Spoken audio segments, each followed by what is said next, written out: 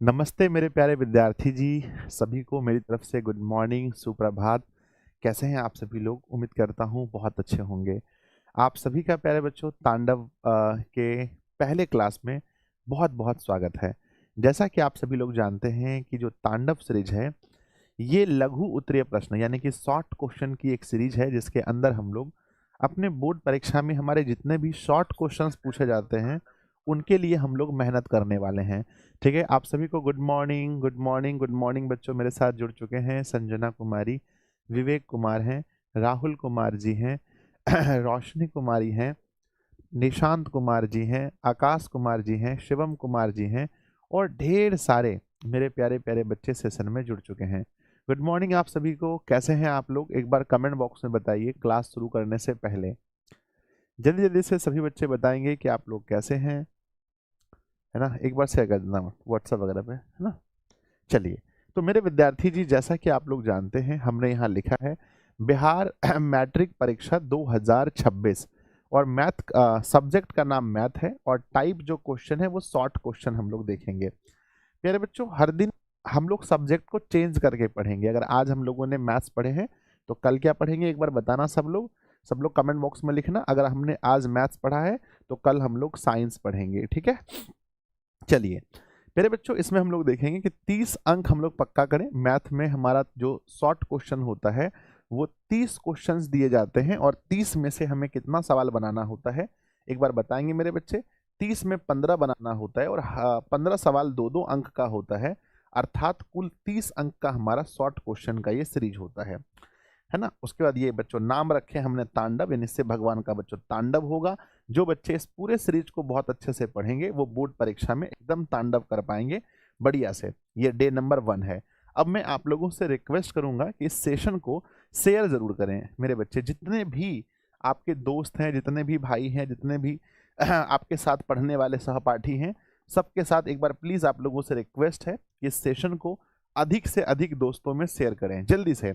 WhatsApp पर, Telegram पर, story में, स्टेटस में, थोड़ा जल्दी से। एक विद्यार्थी जी कह रहा है संस्कृत ग्रामर कहाँ, उसका भी होगा बच्चों। ये मत समझिए गुरुदेव ने छोड़ दिया है, मैं उसको भी पढ़ाऊंगा। ठीक है, जो बचा हुआ पाठ है माउस देना, ठीक है, हम उसको भी पढ़ाएंगे जल्दी से। तो मेरे बच्चे एक बार जल्दी जल्दी से आप लोग सेशन को शेयर कर देना। और हमने आज आपसे पूछा है अपने पोल में कि हाउ इज द जोश, यानी इस सेशन को लेकर आपके अंदर कितना जोश है, जल्दी बताओ फटाफट से। एक तो पोल का ऑप्शन है, वहां आप बता सकते हैं कि इस सेशन को लेकर मेरे बच्चों में कितना जोश है। क्या गुरुजी इसका नोट्स मिलेगा? नोट्स तो भाई इसका नोट्स क्या मिलेगा? मैथ्स में क्या नोट्स होता है? मैंने पहले बुकलेट जारी कर दिया है। ठीक है, hi sir, hi sir, hi sir, बिल्कुल जोश हाई होना चाहिए।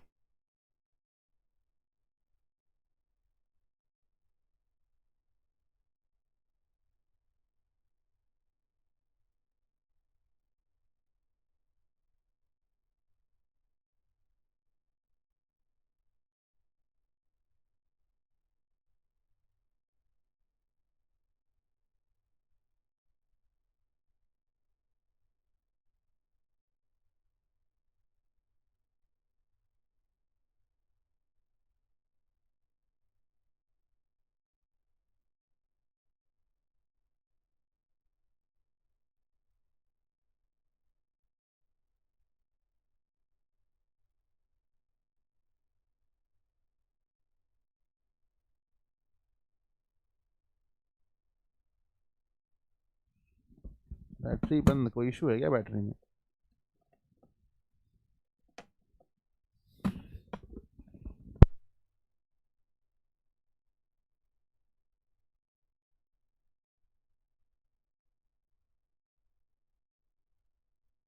तो बच्चों जैसा कि आप लोग जानते हैं, 21 दिन के अंदर हम किसी भी चीज को बदल सकते हैं, अपने रिजल्ट को बदल सकते हैं। जो चाहे हम उस चीज को 21 डेज के अंदर बदल सकते हैं। तो हम लोगों को जो ये रखना है, जो लक्ष्य है वो हमारा कितने दिनों का है? तो कहते हैं गुरुदेव हमारा लक्ष्य 21 दिनों का है और 21 दिनों के अंदर हम लोग कुछ भी बदल सकते हैं। ठीक है, समझ गए आप लोग? आइए मेरे बच्चों, आज का मोटिवेशन है कौन कहता है कामयाबी कौन कहता है कामयाबी किस्मत तय करती है, इरादों में दम हो तो मंजिलें भी झुका करती हैं। अर्थात आपका इरादा बहुत मजबूत होना चाहिए। मेरे बच्चे, मैं आप लोगों को बता देना चाहता हूँ सबसे पहले कि हम जो देखेंगे इस सीरीज में, तांडव सीरीज में, आप लोग मुझसे कौन कौन से सब्जेक्ट पढ़ने वाले हो? एक बार बता दो कि मुझसे कौन कौन सा सब्जेक्ट पढ़ने वाले हो तांडव सीरीज में। गुरुदेव, हम आपसे पढ़ने वाले हैं नंबर 1 बच्चों, मैं आपको मैथ्स पढ़ाऊंगा, ठीक है ना। नंबर दूसरा मैं आपको साइंस पढ़ाऊंगा, ठीक है ना। नंबर तीसरा हम बात करते हैं, मैं आपको हिंदी पढ़ाऊंगा, और उसके बाद मैं आपको संस्कृत पढ़ाऊंगा, है ना। संस्कृत पढ़ाऊंगा। ये 4 सब्जेक्ट मैं आपको पढ़ाऊंगा इस सीरीज के अंदर, ठीक है ना। एसएसटी कौन पढ़ाएंगे बच्चों? एसएसटी कौन पढ़ाएंगे? तो एसएसटी आप लोग को मनीष सर पढ़ाएंगे, है ना। एसएसटी कौन पढ़ाएंगे? मनीष सर पढ़ाएंगे, है ना। तो वो अपना एक टाइम निकाल करके वो आप लोग को एसएसटी पढ़ाएंगे, ठीक है। तो 4 चीजें मैं आप लोग को पढ़ाऊंगा, याद रखना, ठीक है ना। एक सब्जेक्ट मनीष सर पढ़ाएंगे एसएसटी। अगर बच्चों टाइम मिले तो एक बार मैं रिवीजन करा दूंगा, है ना। एक बार मुझे अगर टाइम मिले तो मैं वन शॉट लेकर के आप लोग को एसएसटी भी रिवीजन करा दूंगा। ऐसे मनीष सर मुझसे बेस्ट पढ़ाएंगे, मुझे पूरा भरोसा है। फिर भी अगर हम कोशिश करेंगे, एक बार समय मिले तो हम रिवीजन करा देंगे। चलिए तो प्यारे बच्चों, अब स्टार्ट किया जाए। जल्दी से बोलो, आर यू रेडी? जल्दी से मेरे बच्चे जल्दी बताओ, रेडी हैं सब लोग? कॉपी कलम लेकर बैठे हैं? और अगले 1.5 घंटे, 1 घंटे 30 मिनट या लगभग 2 घंटे के आसपास आप लोग प्यारे बच्चों तैयार रहना, है ना। हर रोज हम लोग एक सब्जेक्ट को ही पढ़ेंगे इसमें, क्योंकि सब्जेक्टिव है, तो हम कोशिश करेंगे कि अधिक से अधिक। चलिए सभी बच्चे रेडी हैं? फटाफट से दिल बनाकर भेजेंगे। चलो भाई, सभी बच्चे एकदम रेडी हो चुके हैं। आइए हम लोग सेशन को स्टार्ट करते हैं। सबसे पहले आप देखेंगे सेशन को स्टार्ट करते हैं। पहला, आप लोगों ने, अगर बच्चों बुकलेट नहीं आपको मिला है तो ऐप के अंदर में हमने एक, है ना, ऐप के अंदर हम चैप्टर वाइज शॉर्ट क्वेश्चन दिए हैं। किसी को पता है कि नहीं बताओ? चैप्टर वाइज हमने शॉर्ट क्वेश्चन पहले ही दे दिया है ऐप के अंदर। कहाँ दिया है? ऐप के अंदर चैप्टर वाइज चैप्टर वाइज हमने क्वेश्चन दिया है। वो भी कौन से क्वेश्चन है? शॉर्ट क्वेश्चन है, जिसे बुकलेट का नाम दिया है हमने। शॉर्ट क्वेश्चन है जिसे बुकलेट का नाम दिया है, बुकलेट का नाम दिया है। एक बार जरूर आप लोग उसको देख लीजिएगा और उसको निकलवा लीजिएगा या अपने कॉपी में लिख लीजिएगा। मेरे बच्चे, सबसे पहला चैप्टर है हमारे पास वास्तविक संख्या, और मेरे साथ आप लोगों को बनाना है। सबसे पहला क्वेश्चन देखते हैं, टाइप 1, है ना। वास्तविक संख्या का पहला टाइप 1 क्वेश्चन जो पेपर में आएगा, वो ये क्वेश्चन आपके पेपर में आने वाला है। 2026 का पहला क्वेश्चन आपके सामने दिख रहा है, जल्दी से नोट करेंगे। यूक्लिड विभाजन एल्गोरिथ्म की मदद से 870 और 255 का महत्तम समावर्तक आपको ज्ञात करना है। बच्चों जल्दी से उठाइए कलम, लिखना स्टार्ट कीजिए। आपको मैंने पढ़ाया होगा यूक्लिड विभाजन में क्या होता है। सबसे पहले हम लोग मानते हैं बच्चों, माना जो संख्या बड़ी है उसको a मानेंगे। तो a बराबर क्या मानेंगे और b बराबर क्या मानेंगे, कमेंट बॉक्स में लिखना। तो a बराबर मानेंगे 870 और b बराबर क्या मानेंगे? b बराबर मानेंगे 225। कृपया बच्चों समझ लीजिए, जब आप बोर्ड परीक्षा में देने जा रहे हैं तो यहाँ पर देखिए, इस चीज को यहाँ एक बॉक्स बनाइएगा और यहाँ लिखिएगा रफ कार्य, है ना। ये जो कार्य है ये कैसा कार्य है? ये रफ कार्य है। इसको जो आप लिखेंगे, तो मैंने सिखाया था बच्चों कि जो छोटी संख्या है उससे आपको बड़ी संख्या में भाग लगाना है। आप रफ कार्य यहाँ भी कर सकते हैं या सबसे पीछे में जाके कर सकते हैं। बच्चों कितनी बार भाग लगेगा? अगर मैं 3 बार भाग लगाता हूँ तो हमारे पास 675 हो जाएगा। 675, है ना, 675 हो जाएगा। प्यारे बच्चों, 10 में गया 5 तो बचा 5, यहाँ पर बचा 16, 16 में से गया तो 9, 195, 195 में फिर 225, तो एक बार में 195। और प्यारे बच्चों 195 एक बार में चला गया तो कितना बच गया? हमें लगता है 30 बचा, और 30 से 195, है ना, 6 बार में मेरे बच्चे 180 बच गया 15, और 15 से फिर 30 को, तो 2 बार में हमारा 30, अंतिम रूप से देखेंगे तो 15। क्या आप लोगों का सबसे लास्ट में 15 बचा है? जल्दी से बता दो। ये हमारा कौन सा कार्य है? याद रखना, जब भी आप पेपर देने जाओगे तो इस कार्य को रफ कार्य लिखना है। ये रफ कार्य है, ये आपको यहाँ नहीं दिखाना है, ये रफ कार्य है। तो बच्चों हमें यूक्लिड विभाजन एल्गोरिथ्म का प्रयोग करना है, तो यहाँ लिखेंगे, पहले बच्चों क्या लिखेंगे? यूक्लिड विभाजन यूक्लिड विभाजन क्या लिखेंगे? यूक्लिड विभाजन एल्गोरिथ्म, यूक्लिड विभाजन एल्गोरिथ्म से रूल कहता है कि a बराबर b q plus r, b q plus r, जहाँ आर बराबर मैंने बताया था, जहाँ आर का मान b से छोटा, 0 से बड़ा या 0 के बराबर होगा बच्चों। आइए देखते हैं। सबसे पहले आपने रखा होगा 870 को, 870 को आपने भाग लगाया 225 से, कितनी बार भाग लगा बच्चों? तो 3 बार। शेष कितना बचा? 195, है ना। फिर आपने भाग किसको लगाया? 225 को भाग लगाया, किससे लगाया? 195 से। कितनी बार लगाया? एक बार। शेष क्या बचा है बच्चों? तो शेष बचा है 30। फिर 195 को भाग लगाया, किससे बच्चों? 30 से। कितनी बार में? 6 बार में। कितना बचा है? तो 15 बचा है। फिर आपने बच्चों किसको भाग लगाया? तो सिर्फ फिर आपने भाग लगाया 30 को, किससे लगाया? 15 से। 2 बार, शेष बचा 0। तो यहाँ अंतिम भाजक बताइए क्या है? यहाँ अंतिम भाजक बच्चों, यानी अंतिम बार जिससे आपने भाग दिया है, यहाँ अंतिम भाजक बताएंगे कृपया करके आप सभी लोग कि अंतिम भाजक कौन सा है। तो अंतिम भाजक देखेंगे सबसे लास्ट में 15 है। यहाँ अंतिम भाजक बराबर 15, इसीलिए हम कहेंगे, इसीलिए मौसा बराबर इसीलिए मौसा बराबर 15 ANS बच्चों, ठीक है ना। तो कृपया बताइए कौन कौन से ऐसे विद्यार्थी जी हैं जो पहला सवाल आपके पेपर में, यही क्वेश्चन 2026 का पहला सवाल रहने वाला है, क्या आप लोग बना लोगे? तो जल्दी से यस लिखकर भेजना। हाँ सर, यही मतलब क्या? यही क्वेश्चन नहीं, यही मतलब ये सवाल रहेगा कि यूक्लिड विभाजन का प्रयोग कीजिए, यहाँ पर मान चेंज होगा, ये वैल्यूज चेंज होंगे, ठीक है। जो लोग बना पाओगे जल्दी से यस यस लिखकर भेजना। चलिए सर जी बुकलेट में क्वेश्चन है? हाँ हाँ, ये बुकलेट में क्वेश्चन है, ये बुकलेट का ही सवाल है बच्चों। तो बिल्कुल मैथ में टेंशन नहीं लेने का, वही सवाल हम करवा रहे हैं जो बुकलेट में दिया गया है, बन जाएगा। चलिए, तो ये क्वेश्चन आप लोग बना लोगे, मुझे पूरा भरोसा है। चलिए, इसी प्रकार से हो सकता है कि आपके पेपर में ये सवाल पूछा जाए कि यूक्लिड विभाजन एल्गोरिथ्म का प्रयोग करके, वही सवाल है 867 और 255 का महत्तम समावर्तक ज्ञात करें। तो प्यारे बच्चों चलिए ये आपको मौका मिला है और हम टाइमर शुरू करते हैं। एक हमने प्रोसेस से बनाया और एक बिना प्रोसेस का। थोड़ा जल्दी जल्दी बताओ, इस क्वेश्चन को अगर बनाना हो पेपर में तो कैसे बनेगा? जल्दी करना, थोड़ा स्पीड में। तो हम लिखेंगे माना, क्या करेंगे? हम लिखेंगे माना ए की वैल्यू जो सबसे बड़ी है 867 और बी की वैल्यू जो छोटी है 255। प्यारे बच्चों हम लोग यहाँ पर यूक्लिड विभाजन का प्रयोग करेंगे, तो यहाँ पर हम लिखेंगे, रफ कार्य जल्दी से कीजिए, जल्दी कीजिए आप लोग, मुझसे पहले बनाइए। यूक्लिड विभाजन एल्गो, क्या लिखेंगे? एल्गोरिथ्म, एल्गोरिथ्म से। तो प्यारे बच्चों 255 से जब हम भाग लगाएंगे रफ कार्य में अगर आप देखेंगे तो 255 से सॉरी, है ना, एक सेकेंड बच्चों, पता नहीं क्या हो गया, मक्खी उक्की तो बैठ गया क्या? पता नहीं क्या हो गया, रुक गया ये भैया कुछ तो काम करो, अच्छा काम कर रहा है, काम कर रहा है, चलो आ जाओ। तो रफ कार्य में देखेंगे तो हम क्या करेंगे? 255, क्या लिखा है?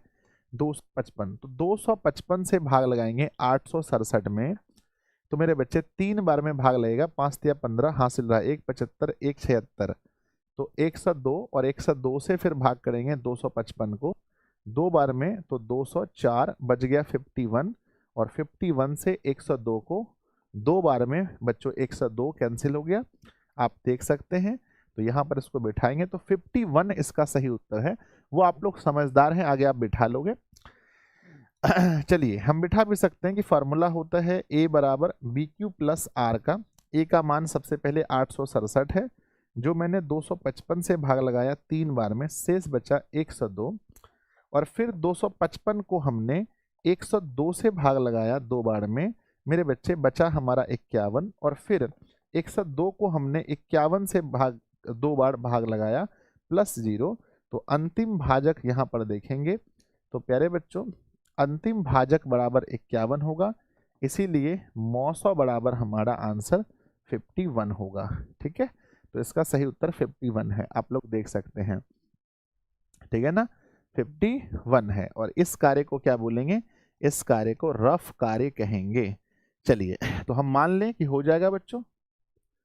अरे मान जाएं तो प्यारा सा दिल भेजो, गुरुजी मान जाओ हो जाएगा। तो मैं कुछ क्वेश्चन आप लोग को दे देता हूँ, छोड़ देता हूँ, जिसको होमवर्क के रूप में आप लोगों को बनाना है। होमवर्क के रूप में आपको इस क्वेश्चन को बनाना है, जल्दी से स्क्रीनशॉट ले लीजिए। इस क्वेश्चन को घर पे टाइम निकालकर आप लोग को बनाना है कि यूक्लिड विभाजन एल्गोरिथ्म का प्रयोग करके 960 और 432 का महत्तम समावर्तक ज्ञात करें। स्क्रीनशॉट लीजिए जल्दी से। ले लिया आप लोगों ने, या अपनी कॉपी में नंबर लिख दो कि 960 432 लिख दीजिए बगल में। अगला सवाल है जो आपको बनाना है अपने घर में बैठ के, वो सवाल ये है कि यूक्लिड विभाजन एल्गोरिथ्म का प्रयोग करके 252 और 594 का मौसा ज्ञात करें। ठीक है, ये भी बन जाएगा, मुझे पूर्ण भरोसा है। अगला सवाल देखते हैं। ये सवाल बनाना है मेरे बच्चे, जहां लिखा है 196 और 196 और 38,220 का मौसा। तो ये एनसीईआरटी का क्वेश्चन है। आप लोगों में से बहुत बच्चों को याद होगा कि इसका मौसा क्या होगा, इनका मौसा क्या होगा। एक बार कमेंट बॉक्स में लिखना। चूंकि एनसीईआरटी का क्वेश्चन है तो आपको पता होना चाहिए कि 196 और 38,220 में, बताओ जल्दी से। सब बच्चे लिख रहे हैं गुरुजी 195। नहीं 195 नहीं, इसका आंसर 196 ही होता है। 195 बार में तो भाग लगता है। ठीक है, 196 ही होगा ना शायद, है ना, 196 ही होगा, क्योंकि 196 ही हम लोग 196 से जब भाग लगाएंगे 38,220 को, तो बच्चों पहले 1 बार में लगाएंगे। ठीक है ना, तो यहाँ बचेगा 12 में से गया तो 4 12 में से गया 8 तो बचा 4, यहाँ 7 है तो 7 17 में से गया तो ये 8 बचा और ये 1 बचा। ठीक है ना, फिर 22। तो मेरे बच्चे फिर 5 बार में, तो हम लोग 5 बार में 6 पंजे 30, हासिल रहा 3 3 9 बचे 45 और 3 45 और 3 ध्यान दीजिएगा, पहले 6 पंजे 30 48 हासिल रहा, सॉरी 9 बार में जाएगा, 5 क्यों लिख रहे हैं, 9 बार में बचे 9 9 बचे 45 न 6 54 हासिल रहा 5 81 और 5 86 हासिल रहा 8 9 और 8 17, यहाँ बचेगा मेरे बच्चे 8, यहाँ बचेगा 13 8 हो गया, यहाँ बचा 13 में से तो 7 7 सही है क्या? एक बार देखो ध्यान से तो मिस्टेक है क्या? 38,220 है तो 12 में से गया 8 तो 4 बचा, 17 में से गया 9 तो 8 बचा, 2 में से गया 1 तो 1 बचा, फिर 2 के जगह पर 2, 9 गुना 9 6 के 54 हासिल रहा 5 9 नाम 81 और 5 86 हासिल रहा 8 9 8 17 सही है ना? कहीं मिस्टेक कैसे हो गया सर? गलत है, 195 196 होगा सर। कहाँ पर 196 हमने लिखा है? 2 नंबर गलत है गुरुजी, 196 से भाग होगा सर। पता नहीं मुझे क्या कह रहे हैं आप लोग। ठीक है, तो 12 में से 4 गया तो 8 बचा, यहाँ पर 1 लिए बच्चों, यहाँ बचा 3 13 6 गया तो 7 बचा। ठीक है ना, अब यहाँ कुछ बचा ही नहीं और ये उतर गया 0। ठीक है, कितने बार में भाग लेगा? 5 बार में भाग लेगा क्या? 5 बार में 6 पंजे 30 की 0 हासिल रहा 3 19 बचे 95 और 3 98 980 होना चाहिए 980 होना चाहिए। 196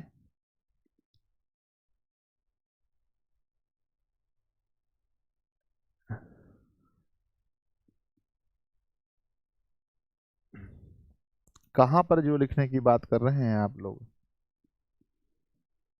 ये मिस्टेक कैसे हो गया भाई? फिर से प्रोसेस कीजिए। 198, अरे यहाँ पर मैंने 196 एक बार में गुना कर 198 कैसे लिख दिया? हे भगवान हे भगवान।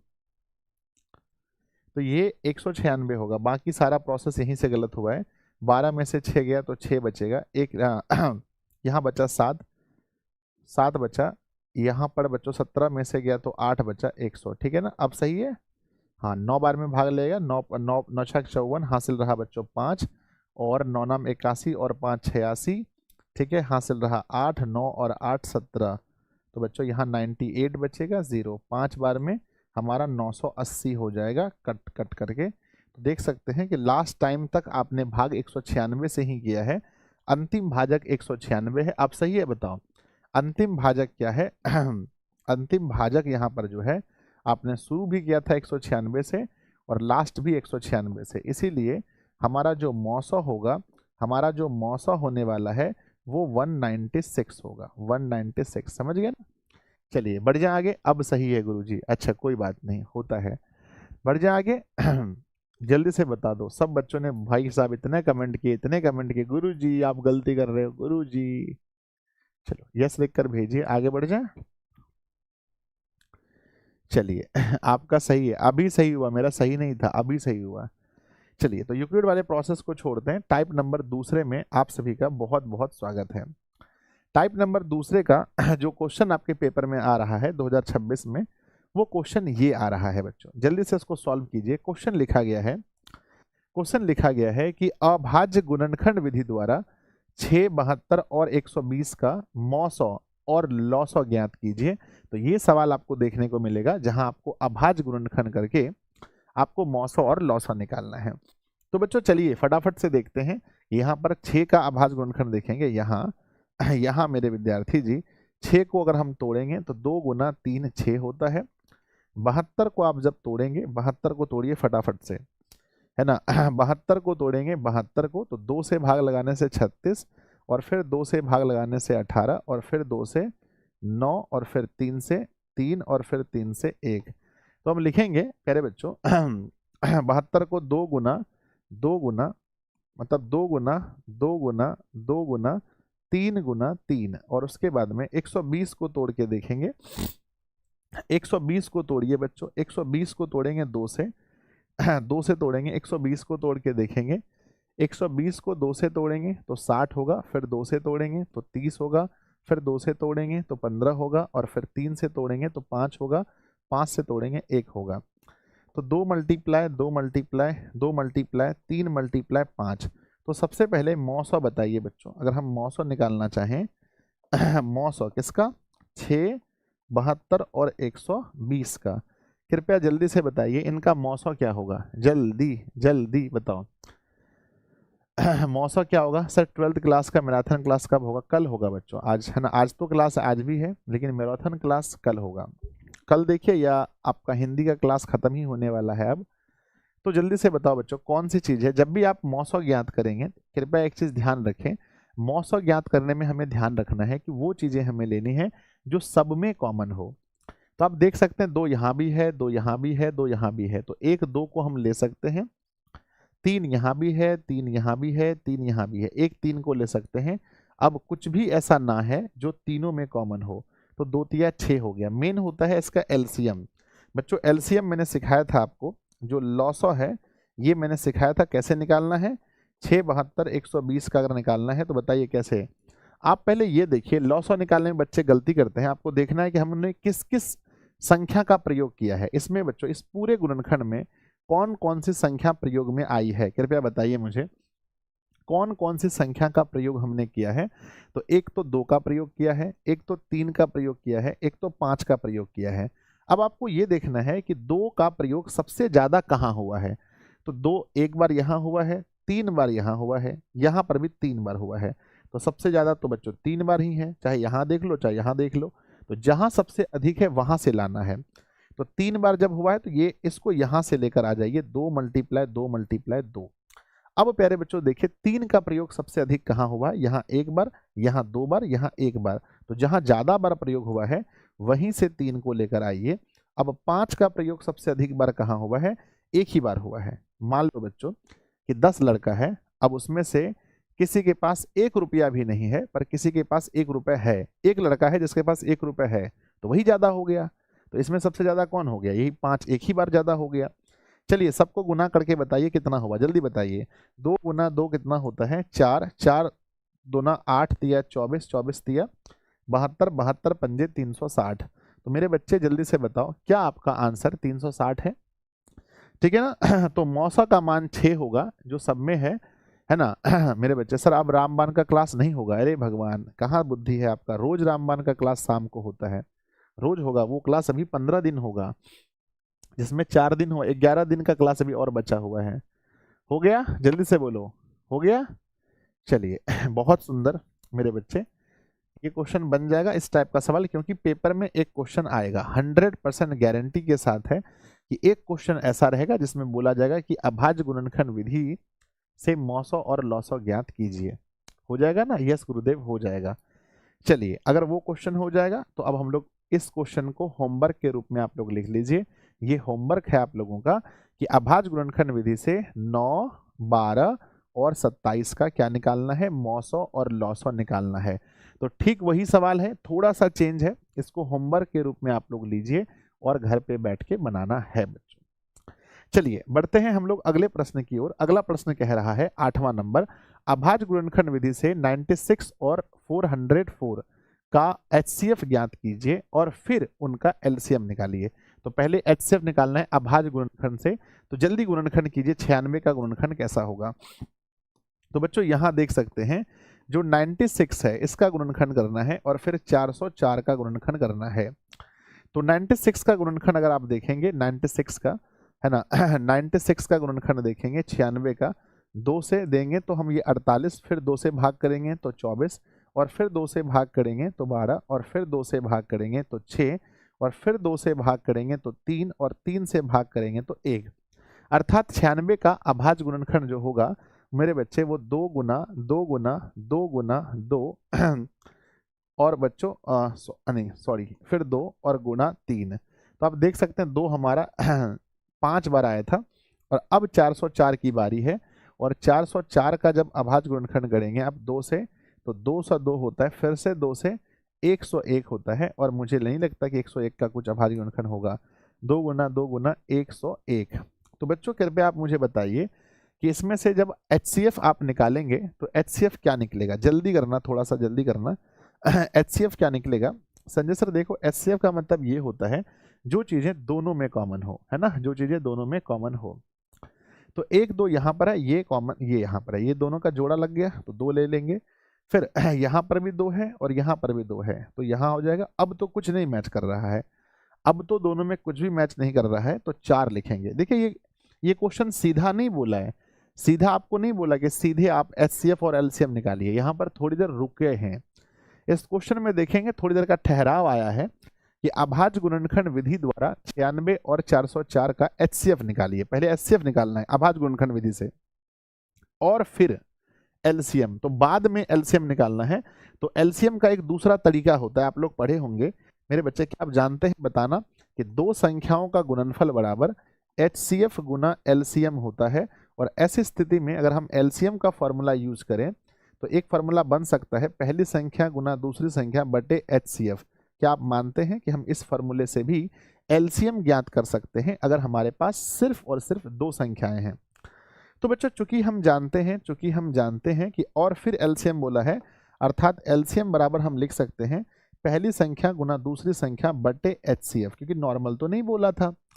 पहली संख्या की वैल्यू है 96 और दूसरी संख्या की वैल्यू है 404, बटे भाग करते हैं प्यारे बच्चों HCF का मान है HCF का मान है 4, जो हमने प्राप्त किया है 4। अगर आप यहाँ से देखेंगे मेरे बच्चे, 4 से इसको डिवाइड करेंगे, 4 से डिवाइड करेंगे, 4 से इसको घटाएंगे 101 बार में। अब 96 गुना 101 करेंगे तो 96 आप लोग का आंसर होगा मेरे बच्चे 96 हो गया। चलिए बढ़ जाए आगे। 96 और 96 आप लोग का आंसर है। मैं थोड़ा बैटरी चार्ज में लगा देता हूँ भैया, नहीं तो पता चलेगा कि मामला गड़बड़ हो गया। प्लस किधर है, माइनस किधर है? इधर प्लस है। चलो हो गया भाई, बताओ हो गया? तो इस प्रकार से हम क्वेश्चन को बनाएंगे।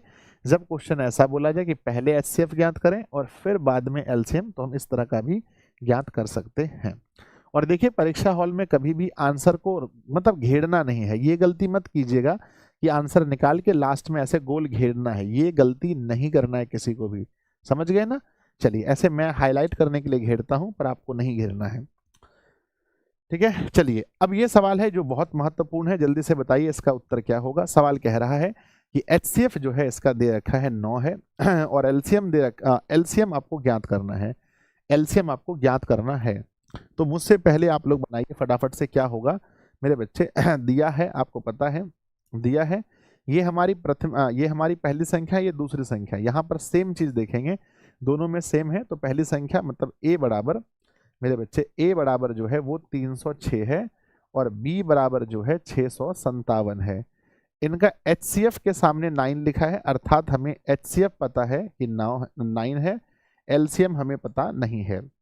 बच्चों हम उसी फॉर्मूले का उपयोग करेंगे और जल्दी से आंसर निकालेंगे। हम लिखेंगे हम जानते हैं कि, है ना हम जानते हैं कि मेरे बच्चे क्या जानते हैं कि LCM बराबर फॉर्मूला होता है पहली संख्या गुना दूसरी संख्या बटे HCF।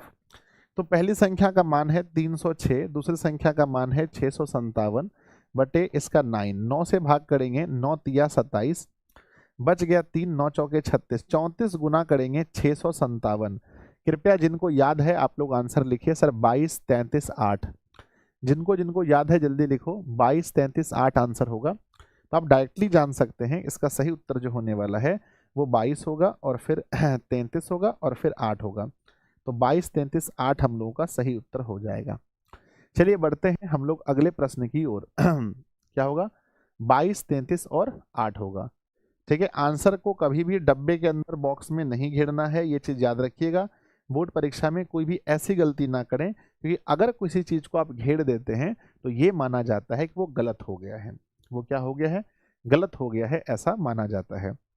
चलिए बढ़ते हैं हम लोग अगले प्रश्न की ओर और अगला प्रश्न आपके सामने है टाइप नंबर 3। टाइप नंबर 3 जो कि बहुत जरूरी है, हम आपको टाइप नंबर 3 सबसे लास्ट में पढ़ाएंगे। कब पढ़ाएंगे, सबसे लास्ट में, यानी कि इस चैप्टर के सबसे लास्ट में जाकर के हम आपको टाइप नंबर 3 पढ़ाएंगे। तो कृपया थोड़ा सा धैर्य रखें, थोड़ा सा धैर्य, जहां मैं आपको बताऊंगा कि सिद्ध करें कि √3 एक अपरिमेय संख्या है, पर थोड़ा सा धैर्य आपको रखना चाहिए। चलिए अब हम लोग चलते हैं कहां पर, टाइप नंबर 4 में। तो टाइप नंबर 4 पहले देख लेते हैं, 5 देख लेते हैं, फिर लास्ट में यहाँ आएंगे 3 में। तो 4 में पहला क्वेश्चन है कि 0.6 पर डैश को परिमेय संख्या के रूप में लिखना है। बच्चों इसको परिमेय संख्या के रूप में लिखना है, आप लिख के बताओ परिमेय संख्या के रूप में ये क्या होगा। चलिए तो सबसे पहले आपको यहाँ ध्यान देना है कि जब आप इसे परिमेय संख्या के रूप में लिखेंगे तो सबसे पहले इसको मानना पड़ेगा कि भैया मान लेते हैं, माना x इज इक्वल टू 0.6 पर डैश। आप इसको मान लीजिए कि ये x बराबर है 0.6 पर डैश। क्या आप जानते हैं कि 0.6 पर डैश का मतलब क्या होता है? 0.6 पर डैश का मतलब है कि 6 ये अनंत बार है, यानी कि 6 जो है यहाँ पर वो अनलिमिटेड टाइम है, अनंत बार है। तो इसको कितने से गुना करेंगे कृपया कोई बताइए। तो आप मुझे लिखेंगे ना, आप लिखेंगे दोनों तरफ, क्योंकि बच्चों किसी भी हाल में आपको इस 0 को हटाना है, 0 हटा के संख्या तक पहुंचना है।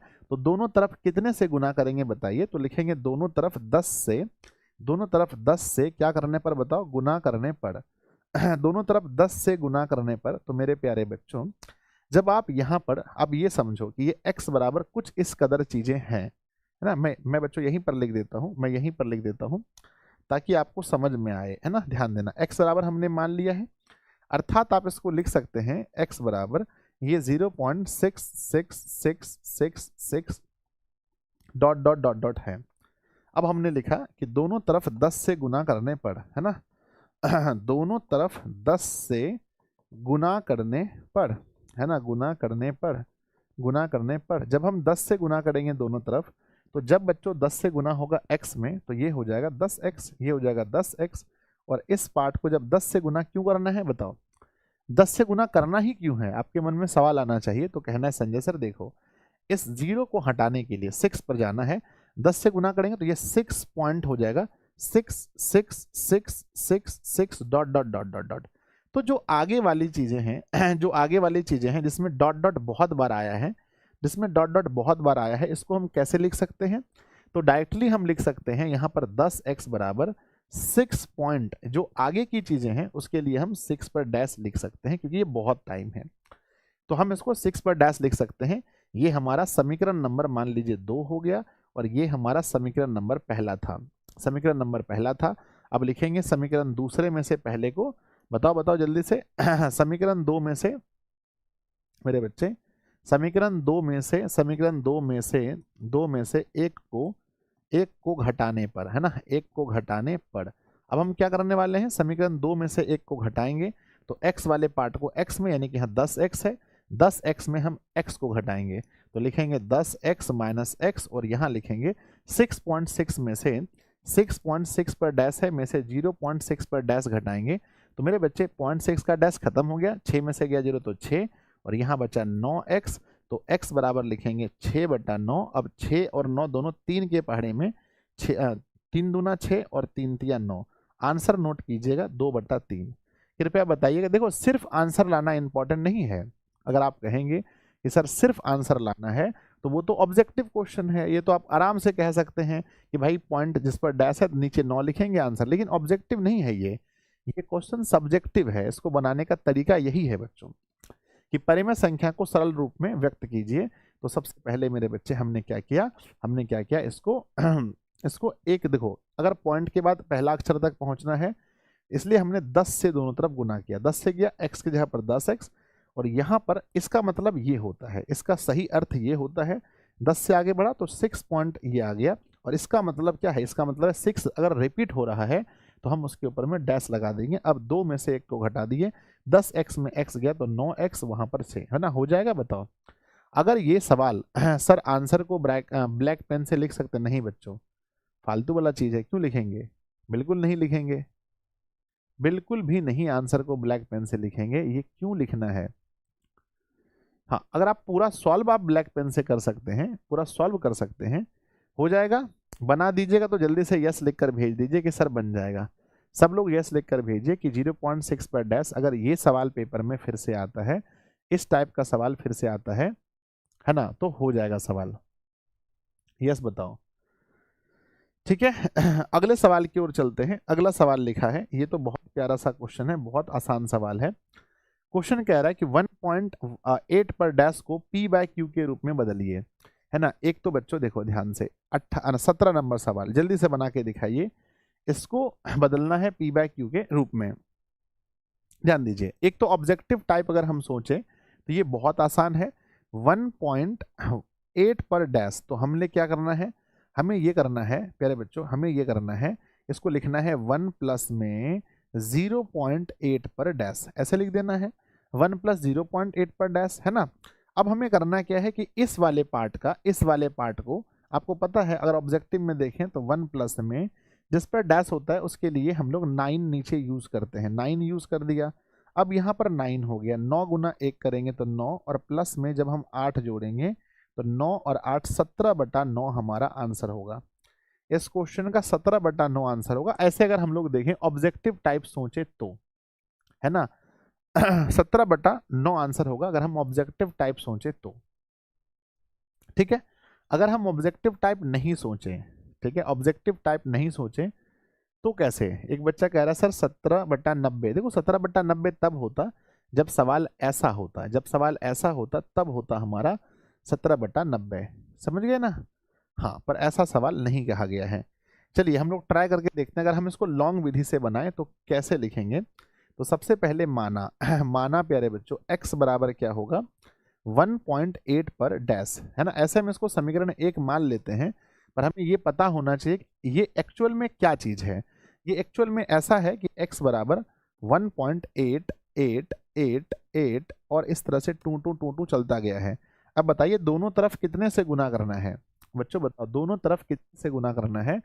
अब लिखेंगे मेरे बच्चे कि दोनों तरफ 10 से गुना करने पर, 10 से गुना करने पर, अगर आप 10 से गुना करते हैं दोनों तरफ तो आप देख पाएंगे 10 से गुना तो दिस इज 10x, और ये जैसे आगे बढ़ेगा तो 18.888 2 चलेगा। पता है कि 10x बराबर ये 18 है ना, ये जो बहुत बार 8 रिपीट हो रहा है इसको हम लिख सकते हैं 18.8 का रिपीट, ये समीकरण नंबर दूसरा हो गया। अब क्या लिखेंगे, समीकरण दूसरे में पहले को घटाने पर, तो हम लिखेंगे मेरे बच्चे समीकरण दो में से एक को घटाने पर, जब हम एक को घटाएंगे बच्चों तो आप देख सकते हैं समीकरण हमारा यहाँ पर 10x है, 10 में से x चला गया तो 10x माइनस एक्स और वहाँ पर 18.8 पर डैश में घटाएंगे 1.8 पर डैश, तो 8 पर डैश कैंसिल हो गया, 18 में से गया तो 17 और यहाँ पर बचा 9x, तो x बराबर 17/9। तो इस कदर आप बना सकते हैं बहुत प्यार से, बहुत सुकून से। कितने ऐसे बच्चे हैं जिनको समझ में आ गया कि सर मुझे समझ में एकदम 100% आ गया? सब लोग प्यारा प्यारा सा दिल बनाकर भेजिए कि अगर ये क्वेश्चन फिर से रिपीट होता है हमारे 2026 के पेपर में तो हम बना देंगे। जल्दी से बताओ, अगर ये सवाल फिर से रिपीट होता है तो हम बना देंगे, ऐसा लिख करके आप लोग मुझे भेज दीजिए कि सर समीकरण दिया गया था। बहुत प्यार से, बहुत बहुत बहुत प्यार से हमारा क्वेश्चन बन गया। लिखा था 1.8 पर डैश को p/q के रूप में लिखिए। तो हमने एक ऑब्जेक्टिव टाइप ये बना के दिखाया था। ये कौन सा है? ये ऑब्जेक्टिव टाइप क्वेश्चन होता तो हम ऐसे बनाते, ऑब्जेक्टिव टाइप है ना, ये सब्जेक्टिव में था, x बराबर हमने माना। चलिए हो गया। बढ़ते हैं हम लोग अगले प्रश्न की ओर, और अगला प्रश्न में है टाइप नंबर 5। ठीक है, टाइप नंबर 5 में जब आप जाते हैं तो बहुत हल्का क्वेश्चन आता है, सिर्फ दिमाग का यहाँ पर खेल है। आपको मैंने बताया था बच्चों, अगर कोई भिन्न दिया है, अगर कोई हमारा परिमेय संख्या दिया है, अगर हमारा कोई परिमेय संख्या दिया है p/q के रूप में, तो बच्चों, और अगर हमें बताना है कि दशमलव प्रसार शांत है या अशांत है, तो किसका अभाज्य गुणनखंड करेंगे? जल्दी बताओ, किसका अभाज्य गुणनखंड करेंगे? तो कहते हैं बच्चों कि यदि यदि यदि q के है ना, यदि मेरे बच्चे q के अभाज्य गुणनखंड का रूप, यदि q के अभाज्य गुणनखंड का रूप, यदि q के अभाज्य गुणनखंड का रूप, यदि q के अभाज्य गुणनखंड का रूप 2 पर पावर m गुना 5 पर पावर n हो, 5 पर पावर n हो, तो है ना, अगर बच्चों ऐसा हो तो दशमलव प्रसार कैसा होगा? दशमलव प्रसार कैसा होगा? जल्दी बताओ, जल्दी बताओ, दशमलव प्रसार कैसा होगा? तो मेरे बच्चे शांत होगा। अगर ऐसा आता है तो दशमलव प्रसार क्या होगा? शांत होगा। अगर ऐसा नहीं आता है तो क्या होगा? अशांत होगा। चलिए गौर फरमाइएगा, एक सवाल 2013 का पूछा गया सवाल है, बहुत चांसेस है कि ये 26 में फिर से आए। बिना लंबी विभाजन प्रक्रिया द्वारा 17/8 परिमेय संख्या का दशमलव प्रसार शांत है या अशांत है, ऐसा आपको बताना है कि इनका दशमलव प्रसार शांत है या अशांत है, वो भी लंबा प्रोसेस बिना किए, बिना लंबा प्रोसेस किए बच्चों, है ना। चलिए तो लिखेंगे दिया है, क्या दिया है? दिया है कि परिमेय संख्या बराबर, दिया है परिमेय संख्या बराबर 17/8। अब एक बात बताओ कि अगर आप 17/8 में 8 का अभाज्य गुणनखंड करेंगे तो आपको मिलेगा 2 पर पावर 3, और 5 नहीं है तो इसको 5 पर पावर 0 लिख सकते हैं, है ना। 5 पर पावर 0 लिख सकते हैं, क्यों? क्योंकि इसका मान 1 होता है। किसी भी संख्या पर पावर 0 है तो उसकी वैल्यू कितनी होगी बच्चों? बताना, 1 होती है। तो आप 5 को जबरदस्ती भी ला सकते हैं 5 पर पावर 0 लगा करके। लिखेंगे चूंकि यहाँ चूंकि हर के अभाज्य गुणनखंड का रूप, चूंकि हर के अभाज्य गुणनखंड का रूप, चूंकि हर के अभाज्य गुणनखंड का रूप 2 पर पावर 3 गुना 5 पर पावर 0 है, इसलिए दशमलव प्रसार क्या होगा मेरे बच्चे? बताना। इसलिए दशमलव प्रसार कैसा होगा? इसलिए दशमलव प्रसार शांत होगा, है ना। इसलिए दशमलव प्रसार शांत होगा। अब मैंने ये सवाल आपको 17/8 बताया, इसकी कोई गारंटी नहीं है कि आपके पेपर में 17/8 आए, कुछ भी आ सकता है। क्या आप सभी परिस्थितियों के लिए तैयार हैं? तो एक बार जल्दी से यस लिखना कि गुरुदेव हम सभी परिस्थितियों के लिए तैयार हैं। मान लीजिए गुरुदेव कि अभी 17/8 है, हो सकता है उस समय हमारा 23/100 लिखा है ना, 23/1600 दे दे। हो सकता है उस समय मेरे बच्चे 3/2 पर पावर 5 गुना 7 पर पावर 7 पर पावर तो नहीं, 2 पर पावर 3 गुना 5 पर पावर 4, ऐसा कुछ लिख के दे दे। तो क्वेश्चन कुछ भी हो सकता है, पर हमने आपको जो बताया है वो हमने 17/8 पे बताया है। चलिए अब हम देखते हैं अगले प्रश्न की ओर। अरे भगवान, हम चाय बनवा के ठंडा हो गया, कृपया हम ध्यान ही ना दिए, सुबह सुबह पीना भी नहीं था ना। आ जाओ आगे बढ़ते हैं, नेक्स्ट। अगला हमारा देखते हैं नेक्स्ट। अगला सवाल है, मुझे उत्तर की आशा है आप बहुत जल्दी उत्तर करेंगे आप लोग। सवाल पूछा है कि बिना भाग दिए हुए बताइए कि परिमेय संख्या 13/343 का दशमलव प्रसार कैसा होगा, है ना। 343 का दशमलव प्रसार कैसा होगा, थोड़ा जल्दी कीजिएगा। तो मेरे बच्चे हम लिखेंगे दिया है ना, 13/343। बच्चों 343 को जब आप तोड़ेंगे तो आपको पता चलेगा कि 343 तो अलग चीज है भैया। 343 को जब आप भाग करेंगे तो ये तो 2 से जाएगा नहीं, है ना, 3 से भी नहीं जाएगा, ये डायरेक्ट 7 से भाग लेगा। 7 चौके 28, बच गया मेरे बच्चे 6, 7 नाम 63, 49 बार में, और फिर 7 से 7 और फिर 7 से 1, अर्थात आप देख सकते हैं यहाँ जो है मेरे बच्चे सिर्फ 7 पर पावर 3 है और कुछ नहीं है। तो बताइए हर के अभाज्य गुणनखंड का रूप कैसा है। तो चूंकि हर के अभाज्य गुणनखंड का रूप, हर के कौन सा, अभाज्य गुणनखंड का रूप, अभाज्य, हर के अभाज्य गुणनखंड का रूप 2 पर पावर m गुना 5 पर पावर n नहीं है। अतः दशमलव प्रसार के बारे में कुछ बोलना चाहते हैं आप लोग। अतः दशमलव प्रसार कैसा होगा, अरे बोलो ना भैया अशांत होगा। दशमलव प्रसार कैसा होगा, अशांत होगा। ठीक है, तो यहाँ पर हम शांत के बारे में बात नहीं करेंगे, यहाँ हम अशांत के विषय में बात करेंगे। मेरे बच्चों चलिए अब नेक्स्ट क्वेश्चन है 2/25 बन जाएगा, बताओ 2/25 ये होमवर्क के रूप में है आप लोगों को कि बिना भाग दिए बताइए कि परिमेय संख्या 2/25 का दशमलव प्रसार कैसा होगा। ये आप लोग के होमवर्क में सवाल है। चलिए बढ़ते हैं टाइप नंबर 6 में। कहाँ बढ़ते हैं बच्चों, जल्दी बताओ। टाइप नंबर 6 का जो सवाल इस बार आने का बहुत चांस है, वो सवाल ये है आपके पेपर में, ये सवाल पूछा जाएगा। सवाल पर ध्यान दीजिएगा, सवाल पर बहुत गंभीरता से ध्यान देना है। सवाल लिखा है कि दर्शाइए कि कोई भी धनात्मक विषम पूर्णांक, क्या बोला है, विषम पूर्णांक 6q + 1, 6q + 3 या 6q + 5 के रूप का होता है जहां q कोई पूर्णांक है। बस आपको दर्शाना है, कुछ नहीं, ये सबसे आसान होता है। इस टॉपिक को क्या कहा जाता है बताओ, ये टॉपिक पहले बताओ आसान है या कठिन है, जल्दी। ये टॉपिक आसान है या कठिन है, तो कहना वेरी इजी, बहुत इजी। VE कहना बच्चों, V से होता है वेरी, E से होता है इजी, बहुत इजी है। तो दर्शाइए कि कोई भी धनात्मक विषम पूर्णांक इस रूप में होता है। तो जब आपको दर्शाना है विषम पूर्णांक को तो मानना पड़ेगा पूर्णांक, सिर्फ और सिर्फ पूर्णांक मानना है। तो बच्चों हम क्या मानेंगे, जल्दी बताओ। माना, है ना, क्या लिखेंगे, माना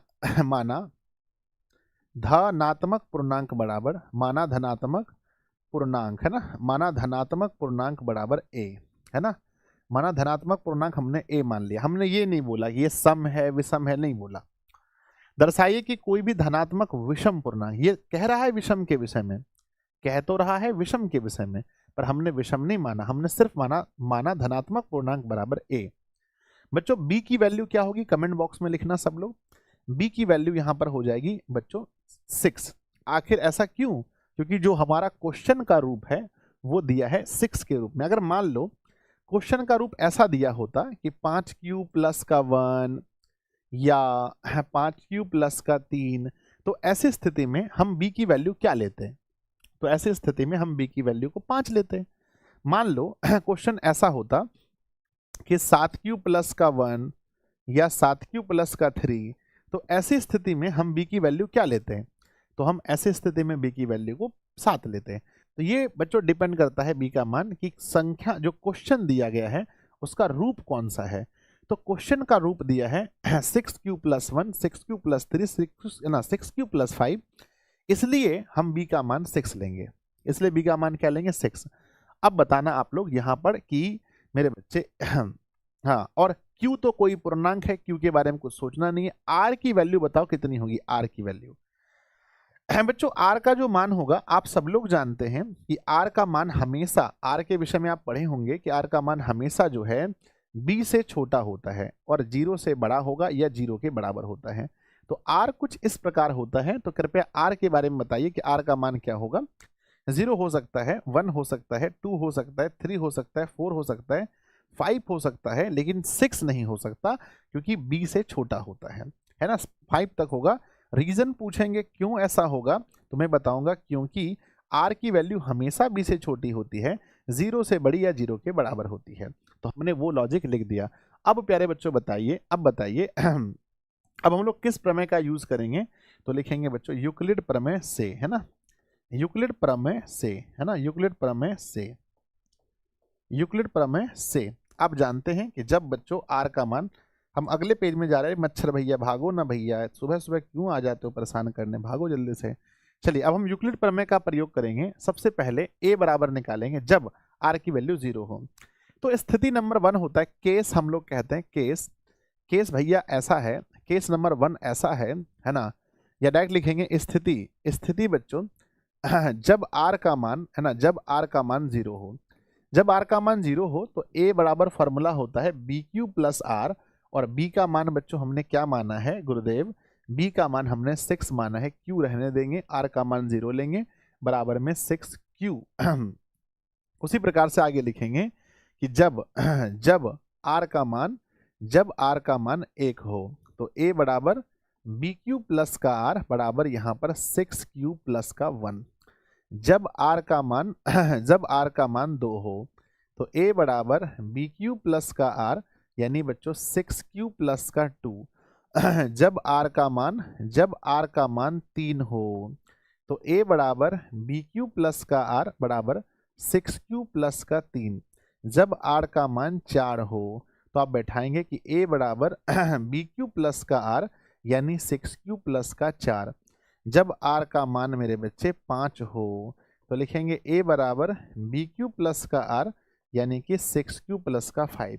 एक ऐसा फॉर्मेट आपको बनाना है जो कि बहुत इजी है, कोई भी बच्चा बना सकता है। क्या यहाँ तक समझ रहे हैं आप लोग, जल्दी बताओ क्या यहाँ तक समझ रहे हैं। अब इसमें देखना है आपको कि आपको विषम चुनना था, तो सम कौन कौन सा, देखो ये 2 से भाग लग जाएगा, सम हो गया, ये वाला भी सम हो गया, और ये वाला भी सम हो गया। चूंकि यहाँ पर लास्ट में 2 है, सम संख्या है, यहाँ लास्ट में 4 है, सम संख्या है, तो बस आपको डिफाइन कर देना है कि ये चीजें सम संख्या हैं, और जो बाकी बच गई हैं बच्चों, जो बाकी बच गई हैं वो सब विषम है, ठीक है ना। तो आपको लिखना पड़ेगा आपको लिखना पड़ेगा, आपको लिखना पड़ेगा, ध्यान दीजिएगा क्या लिखना पड़ेगा, लिखेंगे, लिखेंगे यहाँ लिखेंगे बच्चों यहाँ 6q कॉमा 6q प्लस 2 या 6q प्लस 4। ध्यान दीजिए, मुझे जो बताना है वो ये निकालना था धनात्मक विषम पूर्णांक, पर ये तीनों क्या है, ये तीनों क्या है, यहाँ 6q प्लस 2 या 6q प्लस 4 धनात्मक सम पूर्णांक है ना, धनात्मक कौन सा पूर्णांक है, धनात्मक सम पूर्णांक है बच्चों, धनात्मक सम पूर्णांक है, फुल स्टॉप फुल स्टॉप, है ना। फिर लिखेंगे 6q प्लस 1 या 6q प्लस 3 या 6q प्लस 5 धनात्मक विषम पूर्णांक है, धनात्मक विषम पूर्णांक है, विषम पूर्णांक है, ठीक है ना मेरे बच्चे। यहाँ जबकि लिख सकते हैं, जबकि 6q प्लस 1 या 6q प्लस 3 या 6q 5, 6q प्लस 5 धनात्मक विषम पूर्णांक है, और यही बच्चों आपको दर्शाना था, ये प्रूफ हो गया, PROVE प्रूफ, है ना। चलिए, तो क्या आप लिख पाओगे, ऐसे बना पाओगे, तो बताओ सर हम एग्जाम का एक पेपर छोड़ सकते हैं क्या, ए भाई ये नानी के घर में कपड़ा नहीं छोड़ना है कि जो गए सर नानी के यहाँ गए हम अपना पेंटूल छोड़ के आ जाएं क्या, हम अपना टी शर्ट छोड़ के आ जाएं क्या, ये परीक्षा है, बोर्ड परीक्षा है, पगला गए क्या, हो जाएगा तो बताओ, हो जाएगा तो बताइए कि सर हम ऐसे दर्शा लेंगे, बढ़िया से बैठाना है, बस 2-3 चीज़ों का ध्यान रखना है। गुरुजी ये सब हम बुकलेट से बना लिए हूँ, क्या करें, सो जाइए, आप बना लिए हैं तो आप आराम से सो जाइए, ठीक है। जो बच्चे नहीं बना पाए हैं या फिर जिनको पढ़ना है, आपको लगता है पढ़ाई जरूरी है तो पढ़िए, नहीं तो आप आराम से सो जाइए, ठीक है। चलो बन जाएगा तो जल्दी से यस यस लिख कर भेजिए कि गुरुदेव बन जाएगा, टेंशन नहीं है। दर्शाइए कि कोई धनात्मक विषम पूर्णांक, देखो हमें विषम दर्शाने के लिए हम डायरेक्ट विषम नहीं मान सकते हैं, हमारे पास मजबूरी है कि हम इसको मानेंगे धनात्मक पूर्णांक, और फिर उसमें से हम जो भी हमारे पास बच्चों b के अकॉर्डिंग जो हमारा शेष बच सकता है उस शेष को लेंगे, और फिर यूक्लिड प्रमेय में उसका प्रयोग करेंगे और करने के बाद फिर अलग अलग कर देंगे कौन सा धनात्मक सम है और कौन सा विषम है। तो हमको विषम चाहिए तो लास्ट में विषम लिखेंगे। समझ गए? समझ गए बच्चों? समझ गए? समझ गए? यस गुरुजी समझ गए। चलिए, अब मैंने कहा था एक टॉपिक हमने अभी छोड़ा था और कहा था कि लास्ट में हम लौटेंगे उसी अंदाज में। आइए बच्चों, सब लोग नोट कीजिएगा, बहुत इंपॉर्टेंट क्वेश्चन है ये पेपर के लिए। ये पहली पाली या दूसरी पाली में 100%, 1-2% की तो मैं बात ही नहीं कर रहा हूं, 100% ये क्वेश्चन आपके पेपर में देखने को मिलेगा। कौन सा क्वेश्चन? कि सिद्ध कीजिए √3 एक अपरिमेय संख्या है। बच्चों √3 एक अपरिमेय संख्या है, इसको सिद्ध करने किसको किसको आता है? पहले हाथ उठाओ। कितने बच्चे हैं जिसे ये क्वेश्चन बनाने आता है? जल्दी जल्दी। चलिए, बहुत सारे बच्चे हैं जिन्होंने कहा कि गुरुदेव मुझे आता है, बहुत सारे बच्चे नहीं। देखो, अगर मैं √3 आपको साबित करना सिखा दूं तो आप ये समझ लेना मन में कि √2 भी हो गया, √5 भी हो गया, √7 भी हो गया। बस करना क्या है कि बस इसके जगह पर जहां √3 है वहां √2 बैठाना है, वहां √3 बैठाना है, वहां √7 बैठाना है। तो एक साथ में इतने क्वेश्चंस हमारे सॉल्व हो गए।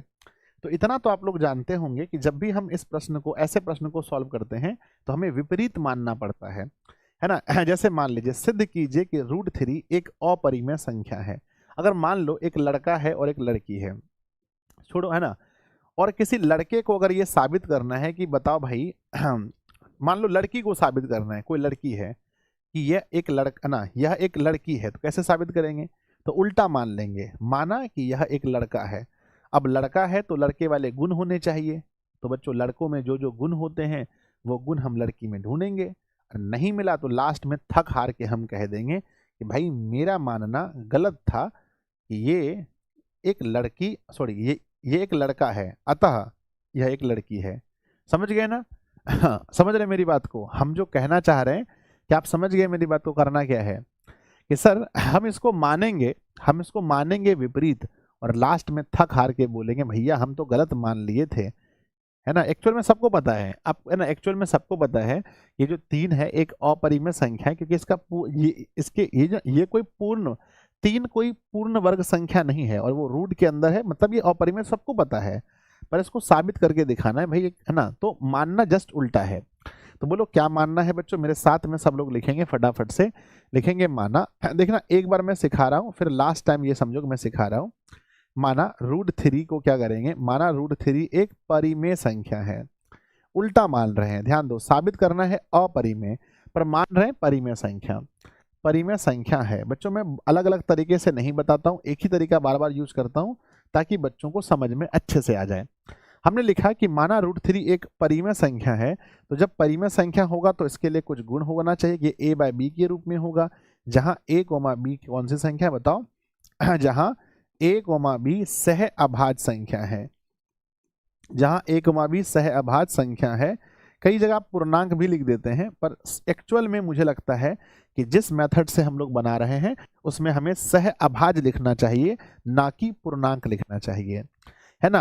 अतः मेरे बच्चे ए बी का HCF क्या होगा? ए बी का HCF क्या होगा? सह अभाज्य का मतलब ये होता है कि इनका HCF 1 होना चाहिए। इनका HCF क्या होगा? कमेंट बॉक्स में लिखना, 1 होना चाहिए इनका HCF। अब मैंने बताया था कि बच्चों हम दोनों तरफ क्या करेंगे, जल्दी बोलो जल्दी बोलो, दोनों तरफ क्या करने पर? तो लिखेंगे दोनों तरफ वर्ग करने पर, है ना, दोनों तरफ वर्ग करने पर, है ना, स्क्वायर। मेरे बच्चे दोनों तरफ वर्ग करने पर, आप सोचिए जब आप √3 का वर्ग करेंगे तो आपको क्या प्राप्त होगा, और जब a/b का वर्ग करेंगे तो आपको क्या प्राप्त होगा? बच्चों √3 का वर्ग करने से 3 प्राप्त होगा, और a का वर्ग करने से a² और b का वर्ग करने से b², नीचे कुछ नहीं तो 1 है। आप देख सकते हैं a² को जब 1 से गुना करेंगे तो ये होगा हमारा a², और बच्चों जब आप 3 से गुना करेंगे b² को तो ये होगा 3b का स्क्वायर। तो आप मुझे ये बताइए कि कौन किससे विभाजित हो रहा है। अगर आप अगला स्टेप एक और सोच के रखेंगे अपने मन में तो अभी दिमाग में तुरंत आपका आएगा कि ये जो 3 है ये विभाजित कर रहा है a² को, ये a² है, ये चूंकि गुना में है तो भाग में आ जाएगा तो 3 आ जाएगा, और बराबर में यहाँ हो जाएगा b²। तो मेरे बच्चे जल्दी से मुझे बताओ कौन किसे विभाजित कर रहा है ना। तो आप कहेंगे कि जो a² है वो 3 से विभाज्य है, या सीधा कह सकते हैं 3 किसको विभाजित कर रहा है कमेंट बॉक्स में लिखना बच्चों, थोड़ा समय दीजिए, हड़बड़ाइए मत, क्योंकि मुझे पता है इस वीडियो को वो लाख बच्चे देखेंगे जिनको नहीं पता है ये सिद्ध कैसे करना है।